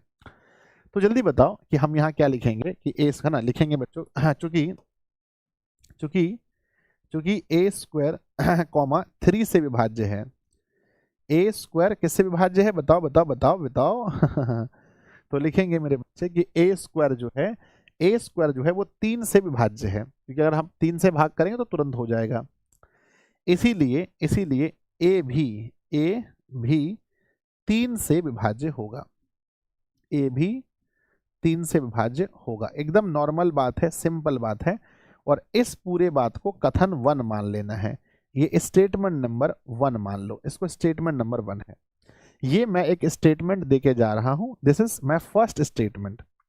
समझ गए? यहां तक समझ गए तो यस बताओ भैया, ऐसा इलाज होना चाहिए जो जीवन भर फिर बीमारी ना हो, मुझे यही लगता है। यस लिखकर बताइए सर हम समझ गए। हमने कुछ नहीं किया, हमने बस ये कहा कि √3 को एक परिमेय संख्या माना, a बाय b के रूप में लिया, हमने लिखा a और b सह अभाज्य संख्या है। सह अभाज्य का मतलब ये होता है कि दोनों का HCF 1 होगा। दोनों तरफ हमने वर्ग किया तो √3 का, और यहाँ हमने देखा कि a स्क्वायर बराबर 3b², तो 3 यहाँ गुना में है, जो भाग में आएगा तो ये 3 को ही कटाएगा, तो a स्क्वायर 3 से विभाज्य है, यानी 3 से एक भाग लग जाएगा इसमें। अगर a स्क्वायर 3 से विभाज्य है तो नियम कहता है अगर किसी का है ना, किसी संख्या का वर्ग अगर किसी संख्या से विभाज्य हो रहा है तो वह संख्या भी उस संख्या से विभाज्य होगी, अर्थात a भी 3 से विभाज्य होगा, है ना। अब बताओ बच्चों कि जहां पर हमारा है ना, जहां पर a भी 3 से विभाज्य होगा तो a का मान कितना मानना है, जल्दी बताओ a का मान कितना मानना है। 3 से विभाज्य हो रहा है तो 3 से 5 बार में होगा, 10 बार में होगा, 20 बार में होगा, तो a का मान कितना मानना है, कोई मुझे बता दीजिए। इसको आप समीकरण भी कह सकते हैं। ये हमारा कथन 1 हुआ और ये हमारा समीकरण 1 हुआ, आप समीकरण 1 भी इसको मान सकते हैं। अरे बोलिए, कोई तो बोलिए, अरे कोई तो बोलिए ध्यान दीजिए, अगर क्वेश्चन हमारे पास होता, अगर क्वेश्चन होता बच्चों जैसे 3 है तो a बराबर 3 के मानेंगे, अगर b होता तो मानते बच्चों सॉरी, अगर मान लो कि रूट के अंदर 2 होता तो मानते 2 के, रूट के अंदर 5 होता तो मानते 5 के, रूट के अंदर 7 होता तो मानते 7 के, जैसा होता है हम वैसा ही मानते हैं। ठीक है, तो हम लिखेंगे बच्चों, हम फिर यहां लिखेंगे माना, बच्चों हमने मान लिया, हम लिखते हैं माना माना, ध्यान दीजिएगा कि a बराबर जो हमारी वैल्यू है, a बराबर हम क्या मान लेंगे, a बराबर मान लेंगे, ये 3 से कट रहा है तो 3k मान लेंगे। अब समीकरण 1 में इसका मान हम लोग यूज कर लेंगे, तो लिखेंगे समीकरण 1 में समीकरण 1 में a का मान रखने पर, तो आप लोगों को याद होगा कि समीकरण 1 है क्या। समीकरण 1 जो है बच्चों वो क्या है, समीकरण 1 है हमारे पास a स्क्वायर बराबर 3b², क्या है, a स्क्वायर बराबर में 3b का स्क्वायर। एक बात बताओ कि जहां a है वहां रखेंगे 3k का होल स्क्वायर बराबर 3b²। बच्चों 3 का होता है 9k का स्क्वायर बराबर 3b²। अब आप देख सकते हैं यहां से मेरे बच्चे, है ना, सही है ना 9k का स्क्वायर बराबर 3b², तो यहां से हमारा जो है बच्चों इसको हम कटाते हैं तो ये कटेगा कितनी बार में, 3 बार में, ये कटेगा 3 बार में, तो ये हो गया 3k का स्क्वायर बराबर में b²। तो अब बताओ इस बार 3 किसको विभाजित कर रहा है, इस बार अगर आप 3 को देखेंगे ध्यान से तो 3 गुना के रूप में है, और अगर आप देखेंगे तो लिखेंगे k² बराबर, ये 3 बेचारा b² को ही विभाजित कर रहा है, किसको, b² को विभाजित कर रहा है। तो फिर से वही कथन जो आपने पहले लिखा था फिर से उसी कथन को लिखना है कि इस बार जैसे लिखा था ना a² 3 से विभाज्य है, तो अब क्या लिखेंगे बताओ, अब क्या लिखेंगे बच्चों बताओ। सर मैं दूसरे तरीके से बनाता हूं, देखियो भाई दूसरे तरीके से बना रहे हैं, बिल्कुल सही है, पर ध्यान दीजिएगा तरीका अच्छा होना चाहिए, नहीं तो मैंने बहुत तरीके देखे हैं जिसमें 2 लाइन में आंसर आ जाता है पर उसमें नंबर नहीं मिलेगा। 2 लाइन में आंसर आने से नंबर नहीं मिलेगा, जो तरीका है वो आपको बनाना है। चलिए, तो ए स्क्वायर 3 से विभाज्य है ठीक। यहाँ पर अगर आप देखेंगे अच्छे से तो यहाँ पर जो बी स्क्वायर है वो 3 से विभाज्य है। तो आप फिर से लिखेंगे, चूंकि आप लिखेंगे कि मेरे बच्चे बी स्क्वायर किससे 3 से विभाज्य है, बी स्क्वायर 3 से विभाज्य है बच्चों। जो बी स्क्वायर है वो 3 से विभाज्य है, इसीलिए बी भी 3 से विभाज्य होगा, बी भी 3 से विभाज्य होगा। अब आप कथन नंबर इसको मान लीजिए 2, ये मेरा स्टेटमेंट नंबर सेकेंड है। अब आप अपने आप में देखें कि आपने एक लाइन लिखा है, आपने एक लाइन यहाँ लिखा है कि ए 3 से विभाज्य है और एक लाइन यहाँ लिखा है बी 3 से विभाज्य है, अर्थात ए और बी का एचसीएफ कितना हुआ बताओ। अगर ए और बी दोनों अगर 3 से विभाज्य है तो ए और बी का एचसीएफ कितना हुआ, कोई बता सकते हैं?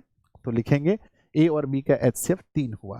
तो लिखेंगे कथन 1 तथा 2 से कथन 1 तथा कथन 2 से, कथन 1 तथा कथन 2 से ए कॉमा बी दोनों 3 से विभाज्य है दोनों 3 से विभाज्य है, दोनों 3 से विभाज्य है ना, है। इसलिए ए कॉमा बी का एचसीएफ बराबर 3 होगा।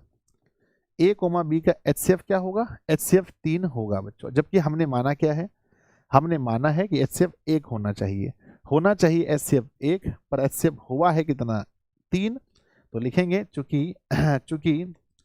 चूंकि हमारा मानना गलत था, चूंकि हमारा मानना गलत था, चूंकि हमारा मानना गलत था कि √3 एक अपरिमेय संख्या है, माफ कीजिएगा परिमेय संख्या, सॉरी √3 एक परिमेय संख्या है। चूंकि हमारा मानना गलत था कि √3 एक परिमेय संख्या है, इसलिए है ना, इसलिए √3 एक अपरिमेय संख्या होगा, है ना, अपरिमेय संख्या होगा। अरे दुनिया में 2 ही संख्या है, या तो परिमेय या तो अपरिमेय। अगर परिमेय नहीं है तो अपरिमेय है, ठीक है ना। तो यही हो गया बच्चों PROVED प्रूव्ड। तो भैया इस क्वेश्चन को बहुत अच्छे से, बहुत प्यार से 1 बार 2 बार 3 बार खुद से प्रैक्टिस करके देखना है। जहां हमने अभी √3 साबित किया, आप अपने घर में बनाएं तो इसको √5 मान के बनाएं, √5 मान के बनाएं, प्रैक्टिस हो जाएगा। आप कभी √2 मानकर बनाएं, प्रैक्टिस हो जाएगा। √7 मानकर बनाएं, प्रैक्टिस हो जाएगा, ठीक है ना। तो बताओ कितने ऐसे मेरे प्यारे प्यारे बच्चे हैं जो इस सवाल को दौरा के मारेंगे? सर एकदम मस्त क्वेश्चन है, बहुत प्यारा क्वेश्चन है, बहुत मज़ेदार क्वेश्चन है। देखो चीज़ें हैं समझने की, अगर आप समझ गए तो आपके लिए इससे आसान कुछ नहीं है, नहीं समझे तो इससे कठिन कुछ नहीं है। तो एक बार लिखो GUD कर देंगे सर, जी से गर्दा, यू से उड़ा, डी से देंगे सर, पेपर में GUD हो जाएगा। आप टेंशन मत लो, एकदम टेंशन मत लो, पेपर में सवाल बन के रहेगा। लिखा है गुरुदेव आप CBSE बोर्ड का बैच इस बार लाइए प्लीज। अच्छा जरूरी है क्या? बहुत अच्छा, अगर आप लोग कहोगे भाई जरूरी है तो मैं लेकर आ जाऊंगा, कोई बड़ी बात नहीं है बच्चों। अगर आप लोगों का डिमांड है तो CBSE बोर्ड भी आ जाएगा अपना, ठीक है। चलिए बढ़ जाए आगे। तो इस प्रकार से आप लोगों का काम ये रहा कि घर में बैठ करके ये साबित करना कि √2 या √5 या √7 एक अपरिमेय संख्या है। ये आप लोगों को घर से साबित करना पड़ेगा। ये होमवर्क के रूप में हो गया, आप इसको समझ लीजिए। अब इसमें थोड़ा सा टाइप चेंज कर दो, जैसे ये सारे क्वेश्चंस हो गए तो ये थोड़ा सा इजी हो जाता है क्वेश्चन। चलिए बनाते हैं बच्चों, ये सब एकदम बच्चा वाला क्वेश्चन हो जाता है। वही क्वेश्चन है जिसमें थोड़ा दम है, नहीं तो बाकी सब में कोई दम नहीं है। 2025 में बिहार बोर्ड ने ये सवाल पूछा, सिद्ध कीजिए कि 3√2 एक अपरिमेय संख्या है ना। ये सिद्ध करना है, तो चलिए बच्चों देखते हैं कैसे सिद्ध करेंगे। तो सबसे पहले हमें मानना पड़ेगा, तो हम लिखेंगे माना 3√2। बच्चों पूछा अपरिमेय है तो मानना क्या है? परिमेय संख्या है ना, परिमेय संख्या है ना मेरे बच्चे। अब लिखेंगे 3√2 बराबर A/B। अब ये जो A/B है इसको क्या मानना है ये बताओ।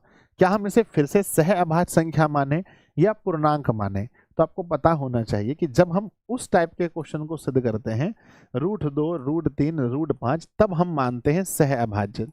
तब क्या मानते हैं? तब मानते हैं सह अभाज्य। लेकिन यहाँ हम सह अभाज्य नहीं मानेंगे, यहाँ हम सीधा पूर्णांक मानेंगे। जहाँ ए बी क्या है जहाँ ए बी क्या है बच्चों बताना, तो लिखेंगे जहाँ ए कॉमा बी, जहाँ ए कॉमा बी पूर्णांक है ना। ए कॉमा बी क्या है बच्चों? पूर्णांक है। तो आप चालाकी से क्वेश्चन सॉल्व करेंगे, आपको पता होना चाहिए कहाँ किसको क्या मानना है।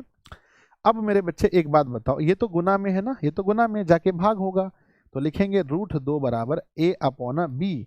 अब इसका भाग कैसे होता है? देखो भाग दो तरह से होता है, या तो एग्जैक्ट आप 3 को आके ऐसे भाग कर दो, ये भी एक भाग का तरीका है, या भाग को ऐसे भी लिखा जाता है 1/, करके, ये भी भाग ही हुआ। दोनों का मतलब सेम है ना। या तो डायरेक्ट आप भाग करो, या आप मुझसे पढ़ते हो, आपको पता होना चाहिए कि इसको अगर इस पार ले जाए तो 1/3 हो जाएगा। अब 1/3 का अर्थ ये होता है मेरे बालक कि 1 से मल्टीप्लाई 1 को तो 1 ही, सॉरी, a मल्टीप्लाई बाय 1 तो a ही होगा, और b मल्टीप्लाई बाय 3 तो ये 3b हो गया। तो बच्चों √2 बराबर हम लिखेंगे √2 बराबर a अपॉन 3b। अब ये है ना, इसको देखकर बताना मेरे बच्चे यह कौन सी संख्या है। तो कहेंगे गुरुदेव यह संख्या परिमेय है। यह संख्या कौन सी है? अरे मेरे कान में बोलो ना, अंश बटे हर के रूप में गुरुदेव परिमेय है। और यह संख्या कौन सी है? यह संख्या कौन है? अपरिमेय है। तो आप देखें कितना बड़ा कॉन्फ्लिक्ट हो चुका है, कितना बड़ा द्वंद्व हो चुका है, लड़ाई हो चुका है। इसमें आप देखेंगे तो एक संख्या परिमेय है क्योंकि ये अंश बटे हर के रूप में है, ये संख्या परिमेय हो गई, और ये संख्या अपरिमेय जो कि कभी पॉसिबल ही नहीं है। तो लिखेंगे यहाँ, क्वेश्चन बन गया। ये बहुत हल्का क्वेश्चन है, लिखेंगे यहाँ यहाँ a अपॉन 3b एक परिमेय संख्या है। यहाँ a अपॉन 3b एक परिमेय संख्या है जो कि मेरे बच्चे √2 अपरिमेय संख्या के बराबर है, जो कि √2 अपरिमेय संख्या के बराबर है अपरिमेय संख्या के बराबर है। मेरे बच्चे बताओ क्या ये कभी संभव है?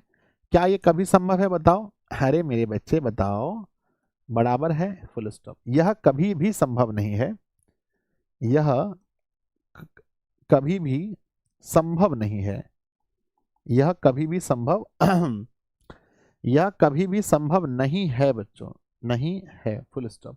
ये कभी भी जीवन में संभव नहीं है। आप कैसे कह सकते हैं कि भैया एक परिमेय संख्या और एक अपरिमेय संख्या बराबर होगा? इसका मतलब आपने कुछ गलत मान लिया है। इसका मतलब यही हुआ कि आपने माना गलत है।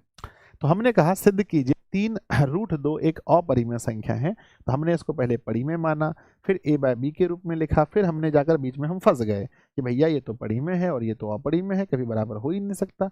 तो मुझे एक लंबा चौड़ा लिख के बताना पड़ेगा कि यहाँ a/3b एक परिमेय संख्या है जो कि √2 अपरिमेय संख्या के बराबर है। यह कभी भी संभव नहीं है, ये कभी पॉसिबल है ही नहीं, कभी भी संभव नहीं है, इसलिए बच्चों, है ना, कभी भी संभव नहीं है। अतः 3√2 एक अपरिमेय संख्या होगा, है ना। अतः 3√2 एक अपरिमेय संख्या होगा, अपरिमेय संख्या है। एक लाइन और भी आप लिख सकते हैं, है ना, एक लाइन और लिख सकते हैं कि, है ना, एक लाइन और लिख सकते हैं कि हमारा मानना गलत था कि 3√2 एक परिमेय संख्या है। एक लाइन और भी जोड़ सकते हैं कि हमारा मानना, है ना, हमारा मानना गलत था कि 3√2 एक परिमेय संख्या है। हमारा मानना गलत था कि 3√2 एक परिमेय संख्या है। अतः 3√2 एक अपरिमेय संख्या होगा, एक अपरिमेय संख्या होगा। तो मेरे बच्चे बताओ, बना लोगे जल्दी से? इसमें मेन जो पॉइंट है वो लिखने का है, सारा पॉइंट लिखने का है। बन जाएगा तो प्यारा सा दिल बनाकर भेजिए कि गुरुदेव एकदम बन जाएगा, बहुत प्यार से बहुत सुकून से बना लेंगे सब लोग। बताओ गुरुजी, मतलब एक पेज छोड़ करके दूसरे पेज में लिख सकते हैं, आखिर ऐसा क्यों करोगे आप? सर क्रैश कोर्स का सिलेबस करा दीजिए। हाँ, दिन में एक क्लास लगाते हैं, आज से ही अगर आप लोग कहेंगे एक क्लास हम लोग दिन में लगाकर जो बचा हुआ है उसको हम लोग कंप्लीट कर लेंगे। हो गया तो प्यारा सा दिल बनाकर भेजिए कि यस सर हो गया। चलो भाई आगे बढ़ते हैं, नेक्स्ट क्वेश्चन पर ध्यान देंगे। अगला सवाल, ये सब सवाल बहुत हल्का होता है, बहुत इजी क्वेश्चन होता है। लीजिए सवाल कह रहा है सिद्ध कीजिए कि 4 माइनस रूट 3 एक अपरिमेय संख्या है। इसको सिद्ध करना है तो चलिए फटाफट से मानेंगे क्या बच्चों, मेरे साथ सब लोग लिखेंगे माना। हम मानेंगे क्या, माना 4 माइनस रूट 5 एक परिमेय संख्या है। जब ये परिमेय संख्या है बालक, जब ये परिमेय संख्या है तो हम इसको कैसे लिख सकते हैं, हम लिख सकते हैं 4 माइनस रूट 5 बराबर a अपॉन बी। अब a अपॉन बी क्या है, तो a अपॉन बी जहाँ a कॉमा बी पूर्णांक है, जहाँ a कॉमा बी क्या है जल्दी बताओ, पूर्णांक है। अब आप एक चीज देख सकते हैं, एक चीज देख सकते हैं, जो चीज इधर बच्चों माइनस में है वो उस पर जाके प्लस होगी, बोलो हाँ। यस, तो हमने रूट 5 बच्चों यहाँ कर दिया, और ये जो चीज प्लस है इधर आके माइनस होगी, तो 4 माइनस ए बाय बी कर दिया। अब आप इसका एलसीएम देख सकते हैं, बी होगा। अब 4 से गुना, सॉरी अब बी से गुना 4 में मेरे बच्चे पहले एलसीएम समझो, बी होगा। अब जब 4 से गुना किया तो ये 4b होगा और माइनस ए होगा बराबर बच्चों रूट 5 होगा। आप देख सकते हैं ये क्या वही सिचुएशन नहीं आ गया जो इसके पहले था, क्या वही सिचुएशन आ गया ना बच्चों जो पहले था, कि इस तरफ की संख्याओं को देखेंगे तो यह संख्या परिमेय है और यह संख्या अपरिमेय है। तो फिर से वही लिखेंगे जो हमने लिखा था, इस पार्ट को लिखकर कि यह एक परिमेय संख्या है जो एक इतना अपरिमेय संख्या के बराबर है, ये कभी भी संभव नहीं है, अतः हमारा मानना गलत था कि इतना इतना एक परिमेय संख्या है मेरे बच्चे लास्ट में, अतः रूट जो भी है वो अपरिमेय संख्या होगा। तो क्या ये हो जाएगा मुझे बताओ, क्या इसके आगे आप लिख पाओगे, इसके आगे आप लोग लिख पाओगे? तो बताओ जल्दी से, यस गुरुदेव इसके आगे लिख पाएंगे। सर आज प्रैक्टिकल एग्जाम है तो क्या दिक्कत है भाई, प्रैक्टिकल एग्जाम पढ़ो। अभी अभी हम लोग कोशिश करते हैं कि हम लोग पढ़ें। हो जाएगा तो जल्दी से यस लिख कर बताइए कि सर हो जाएगा, हो जाएगा मेरे बालक, जल्दी से। इसके आगे वही लिखना है कि यह एक परिमेय संख्या है जो एक अपरिमेय संख्या के बराबर है, ये कभी भी संभव नहीं है, अतः मेरा मानना या हमारा मानना गलत था कि 4 माइनस रूट 5 एक अपरिमेय संख्या होगा। ठीक है, चलो बन जाएगा।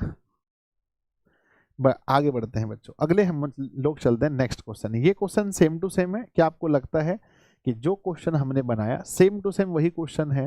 भाई इसमें क्या नया है, 2025 में बिहार बोर्ड ने भी पूछा है, इसमें नया क्या है? मुझे तो वही लगता है कि मानना है इसको, माना मेरे बच्चे, मानना है ना, मानना यही है कि 5 माइनस रूट 3 एक परिमेय संख्या है ना, एक परिमेय संख्या है।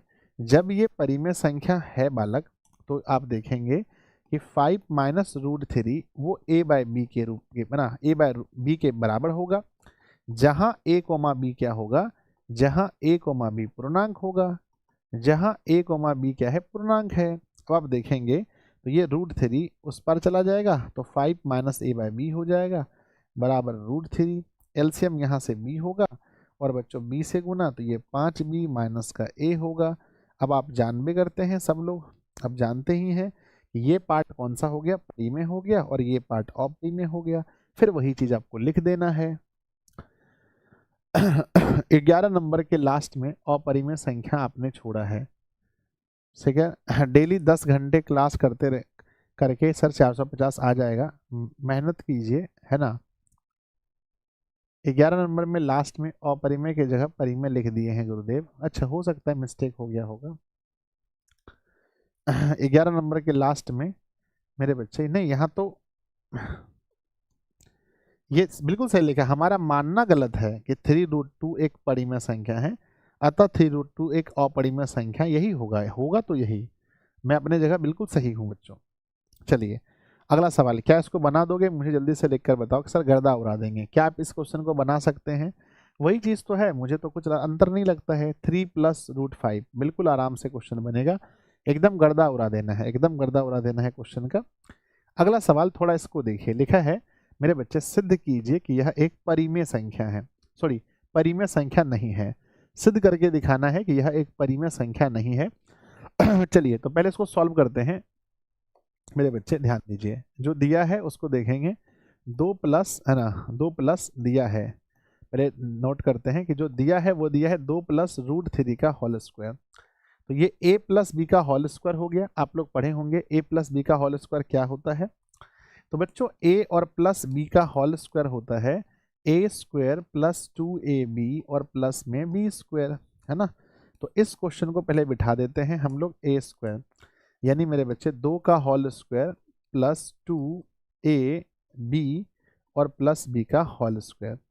मेरे बच्चे 2 का होल स्क्वायर 4 होता है और प्लस में 2 दूना सॉरी 2ab, तो 2 दूना 4, ये 4 रूट 3 हो गया, और रूट 3 का होल स्क्वायर 3 होता है, 4 और 3 7 होगा, तो 7 प्लस में 4 रूट 3, है ना। 7 प्लस में 4 रूट 3, इसको साबित करके दिखाना है कि यह एक परिमेय संख्या नहीं है, ठीक है ना। अब इसको क्या मानेंगे, अब इसको क्या मानेंगे, ठीक है ना सर। हाँ, अब इसको क्या मानेंगे जल्दी बताओ। तो अब तरीका अगर है तो आप मान भी सकते हैं, आप लिखेंगे माना, आप लिखेंगे माना मेरे बच्चे 7 प्लस 4 रूट 3 एक एक परिमेय संख्या है। क्या मानेंगे, यह एक परिमेय संख्या है, मान लिए कि यह परिमेय संख्या है। बच्चों अगर ये एक परिमेय संख्या है तो 7 प्लस 4 रूट 3 बराबर हम a बटा बी मानेंगे, जहां ए बी को क्या मानेंगे, जहां a कोमा बी पूर्णांक है, जहां a कोमा बी क्या है बच्चों बताना, पूर्णांक है। आप देख सकते हैं, अब लिखेंगे 4 रूट 3 बराबर a बटा बी, बेचारा ये 7 चला गया माइनस में, 7 गया कहाँ माइनस में। अब बताओ अगर कोई चीज गुना में है तो भाग में जाएगा, तो अब लिखेंगे a बटा बी माइनस 7। अब ये जो इधर से जाएगा तो ये गुना हो जाएगा 1/4, है ना, 4 जाकर के हो जाएगा 1/4, ठीक है। तो पहले आप क्या करेंगे, रूट 3 बराबर नीचे का एलसीएम लीजिए बच्चों, नीचे का एलसीएम हमारा b है, b एलसीएम है, तो लिखेंगे a माइनस में 7b और गुना है 1/4। तो रूट 3 बराबर लिखेंगे a minus 7b upon b गुना 4 तो 4b। अब वही बात हो गया, इस पार्ट को हम क्या बोलेंगे, इस पार्ट को क्या बोलेंगे संजय सर, ये पार्ट तो पड़ी में है, ये पार्ट तो पड़ी में है, जबकि रूट 3 आप सबको पता है कि ये पार्ट तो अपड़ी में है। तो हम सीधा कहेंगे भैया एक पड़ी में है और एक अपड़ी में है, जो कि कभी भी संभव नहीं है, अतः मेरा मानना गलत था, अतः मेरा मानना गलत था कि यह एक पड़ी में संख्या है। हो जाएगा बताओ, इसके आगे लिख देंगे, अरे भैया जल्दी से बोलो कि हाँ गुरुदेव, इसके आगे लिख देंगे, सब लोग यस लिखकर भेज दीजिए कि इसके आगे तो बहुत आराम से लिख देंगे, इसके आगे लिख देंगे तो बताइए। सर आज नन हिंदी पहले था, एडमिट कार्ड में संस्कृत हो गया है, हे भगवान, ये आप चेक नहीं किए थे पहले, चेक करना चाहिए था ना, ये कैसे हो गया।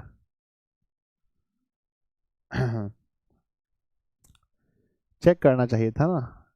चलिए, तो प्यारे बच्चों ये एक चैप्टर हमारा पूरी तरह से कंप्लीट हो गया। अब बताइए क्या हम आगे पढ़ाई किए, आगे हम लोग पढ़ाई करें या फिर एक चैप्टर को रहने दें, एक चैप्टर ही रहने दें या आगे पढ़ाएं, जल्दी बताओ। अगर आप लोग कहोगे आगे पढ़ाने, अगर आगे नहीं पढ़ाएंगे तो फिर हम 1 बजे आप लोग का क्लास लेंगे। अगर आप चाहते हैं कि नहीं सर इस क्लास को भी पहला दिन है, ज़्यादा डोज ठीक नहीं है, रहने दिया जाए और 1 बजे क्लास होना चाहिए, कितने बच्चे चाहते हैं बोलो कि 1 बजे क्लास होना चाहिए।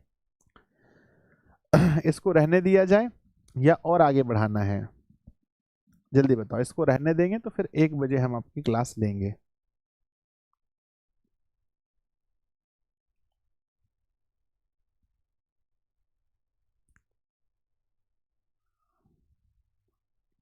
रहने दिया जाए, ठीक है ना। चलो, तो हाँ आज एग्जाम वगैरह भी आप लोग को देने जाना है, तो मेरे बच्चे कितने बजे तक आप लोग का प्रैक्टिकल पेपर खत्म होता है ना। तो प्रैक्टिकल एग्जाम आप लोग का जल्दी खत्म हो जाता होगा मुझे विश्वास है ना। तो हम अगली क्लास शेड्यूल करते हैं 1 बजे ऐप के अंदर, है ना। तो मेरे बच्चे 1 PM में आपका चलेगा क्रैश कोर्स, क्या चलेगा, क्रैश कोर्स का जो भी लेक्चर बचा हुआ है उसको हम कवर करेंगे 1 बजे। तो आज से ही आप लोग जुड़ना शुरू कर देंगे 1 बजे दिन में। जो लोग नहीं जुड़ पाएंगे, जो लोग नहीं आ पाएंगे, फिर भी कोई दिक्कत नहीं है, हम पढ़ा देंगे, आप लोग बाद में रिकॉर्डेड देख लीजिएगा, है ना। रिकॉर्डर देख लीजिएगा आप लोग, जिनको भी जो भी चीज़ बचा हुआ है वो रिकॉर्ड देख लीजिएगा। तो 1 बजे बच्चों, सर 3 बजे तक हम आते हैं, हे भगवान, तो 1 बजे हम पढ़ाएंगे। जो बच्चे नहीं जुड़ पाएंगे कोई दिक्कत नहीं है, बायो का टॉपिक है, जनन चैप्टर का लास्ट हमारा लेक्चर बचा है, तो जनन का लास्ट लेक्चर बचा है, उसको हम कवर करेंगे। तो जो लोग नहीं जुड़ पाएंगे वो लोग बाद में अपना देख लीजिएगा, ठीक है। तो मिलते हैं हम लोग अगली क्लास में, है ना। सर 1 बजे एग्जाम होता है, 1 बजे तक एग्जाम ही होता है, हे भगवान, परीक्षा होता है 1 बजे तक, 4 बजे सर, अच्छा 4 बजे पढ़ाना है मुझे, बताओ कब पढ़ाना है। ठीक है, मैं एक बार पोल कर लूंगा, ठीक है, मैं एक बार व्हाट्सएप पे पोल कर लूंगा। अगर आप लोग कहोगे कि 1 बजे तक दिक्कत है तो कोई दिक्कत नहीं, 4 PM में पढ़ लेंगे, है ना। 1 बजे प्रॉब्लम होगा तो 4 बजे देखते हैं, नहीं तो बस एक दिन की बात है ना। अरे मैं पढ़ा दूंगा, आप लोग बाद में देख लेना, ठीक है। थोड़ा बहुत बच्चे जुड़ेंगे, मैं पढ़ा दूंगा, 50-100 बच्चे तो जुड़ेंगे ना। चलिए, पहला क्लास कैसा लगा आप लोग कमेंट बॉक्स में लिखेंगे बच्चों। तो सभी लोग कमेंट बॉक्स में लिखिएगा। मैं आप लोगों से आग्रह करता हूं कि जितने भी मेरे प्यारे प्यारे बच्चे हैं सभी लोग कमेंट बॉक्स में लिखिएगा, आज का क्लास कैसा लगा ज़रूर लिखिएगा। मुझे बहुत अच्छा लगेगा जब आप लोग लिखेंगे कि आज का ये क्लास, जो पहला चैप्टर हमने आपको कवर करवाया, ये बच्चों वन शॉट टाइप का हो गया, आप लोग को कैसा लगा। प्लीज़ प्लीज़ प्लीज़ सब लोग कमेंट बॉक्स में ज़रूर लिखिएगा। मिलते हैं हम अगली क्लास में, तब तक के लिए आप पढ़ते रहें, हंसते रहें, मुस्कुराते रहें। धन्यवाद बच्चों।